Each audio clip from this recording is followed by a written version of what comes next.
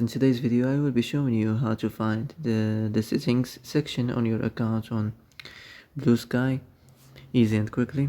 So first of all, enter this application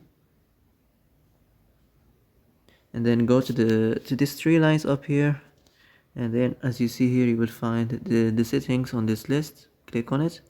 Now you find the accounts, the privacy and security, the moderation, accessibility, languages.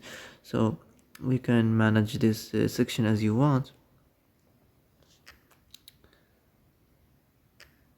So that's it. That's how to find the settings section easy and quickly.